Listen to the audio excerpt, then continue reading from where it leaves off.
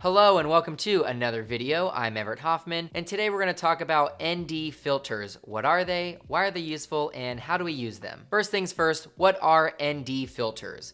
ND filters are basically sunglasses for your lens. Now, ND stands for neutral density, and that means it's going to make your image darker, but not change the color of light captured by your camera. That's why the word neutral is in there. Have you ever bought sunglasses and sure, they darken the image and protect your eyes, but some sunglasses will introduce green or red. So this is basically telling you, hey, we're gonna remain neutral here. We're not gonna introduce any other colors. You're gonna see things as natural as possible. We're just darkening the image. Now, most brands are going to label their ND filter with a number, and that number is going to be located on the rim of the ND filter. Now, this number is going to indicate the strength or the level of darkness that ND is. Now, I could get into the science of how these numbers came about, but that's just way too much for this video. Just know that your ND filter number is going to be displayed either one of two ways. And the first way, and the most common way, in my opinion, is the filter factor number. And this is going to be a solid number, such as 2, 4, 8, 16, 32, 64, and so on. Or it's going to be an optical density number, which is going to be a number with a decimal place. And that could be either 2.0, 2.1, 2.4, 2.7, and then 3.0. Now, it doesn't really matter which one you have. They both kind of do the same thing.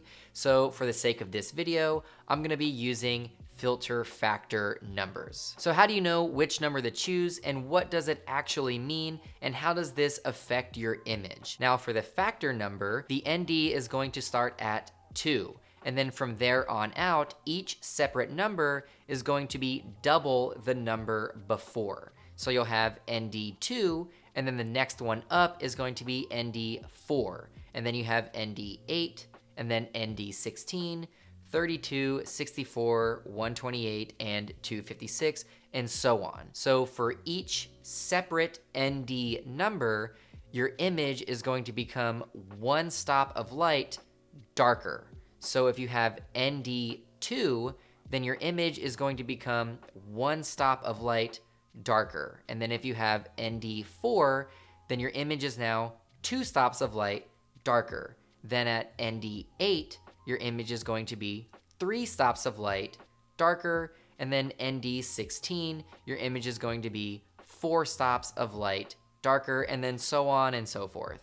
So just know that the higher the ND number, the darker your image is going to be. Now, I know all of this is confusing with all these numbers and whatnot, so let me just show you an example of what I'm talking about. So we have our camera here right now, and our light meter reads evenly exposed. So if we take an ND2, then we will lose 1 stop of light. So let's go ahead and see what that looks like. Take the ND filter and put it on top of our lens. And now, we hit that, then we can see that we are now 1 stop underexposed. So we have lost 1 stop of light. Okay, let's go back to evenly exposed.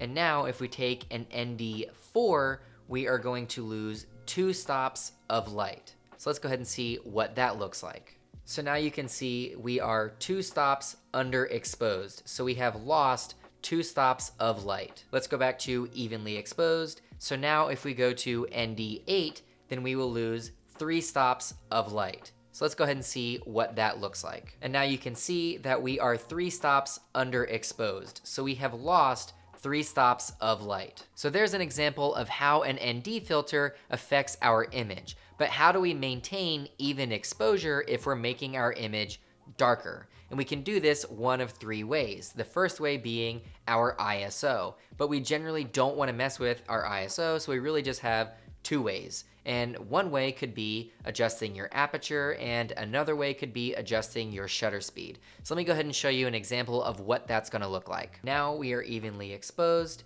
and we are going to put an ND2 on the lens, and we will be losing 1 stop of light. And in order for us to fix this, we are going to have to adjust our aperture to give us an even exposure. So let's go ahead and put an ND2 on the lens. So now if we move our aperture one stop down, then we will become evenly exposed once again. So let's go ahead and do that now. Let's see it. Let's go ahead and move to 4. So now you can see that we are evenly exposed again by bringing our aperture down one stop of light, because the ND filter removes one stop of light. Now we're back to evenly exposed, so if we put an ND4 on, then we will lose 2 stops of light. So let's go ahead and see what that looks like. So as you can see, we are 2 stops underexposed, so if we move our aperture to 2.8, then we will have an even exposure. This camera won't go to f3, so the closest we can get to is f2.8. So let's see what that looks like. As you can see, we are at f2.8, giving us an even exposure. Now we're back to evenly exposed, and this time let's focus on our shutter speed. So for each ND number, we have to divide our shutter speed in half. So with ND2, we will lose 1 stop of light, so our shutter speed has to move down to 50 to get an even exposure. So let's see what that looks like. So we're at ND2 and we have lost 1 stop of light. So our shutter speed needs to be divided in half, making it 50 to give us an even exposure.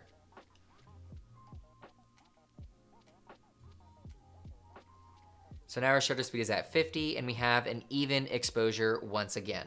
So now we are back to evenly exposed. So let's move to an ND4. Now an ND4 will remove 2 stops of light. So with that, we have to divide our 100 by 2, making it 50, and then we have to divide our 50 by 2, making it 25. So when we put the ND4 on, we have to move our shutter speed to shutter 25 to get an even exposure. So let's see what that looks like. Okay, so we have an ND4 on, removing 2 stops of light. So our shutter speed has to move down to 25. So now that our shutter speed is at 25, you can see that it's evenly exposed once again. So why is this useful? ND filters give us the power to shoot outside during the day, but allow us to shoot at a shallow depth of field or shoot with a slower shutter so we can get blurry backgrounds or motion blur in our images. For example, if you're outside and you want to take a photo of these rocks, but it's so bright outside that you have to crank your aperture all the way up just to get a decent exposure. But say you want to have a blurry background and you don't want to adjust your shutter speed. Then you could throw an ND filter on, which will darken your image. Then you could bring your aperture down and get the same exposure, but now you'll have a blurry background. Or say you want to take a photo of water, but it's so bright outside that you have to crank your shutter speed all the way up just to get a decent exposure. But we know if you shoot at a high shutter speed, that water is just gonna look frozen anyway. But you want that water to have motion blur and look all smooth and whatnot.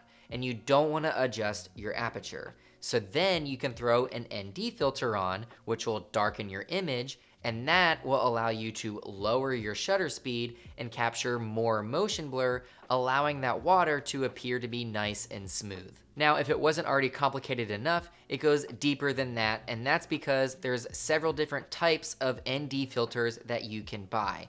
Now don't worry, I'm gonna briefly explain what they are and what they're commonly used for so you can make a better decision when buying your ND filters. Up first, you have a graduated ND filter or a GND. Now this filter is going to gradually transition from light to dark, and it's more commonly sold in a rectangle so you can turn it and choose which way you want that gradation to go. Now this is more popular in landscape photography so you can darken the sky but also keep the land nice and exposed. Next is a variable ND filter or a VND. Now this is an ND filter that has a dial on it that allows you to adjust the strength of the ND. Now these are typically sold in a range of ND2 through ND8. Now all you have to do is put it on your lens and then just turn the dial to make it darker and then turn it back to make it brighter.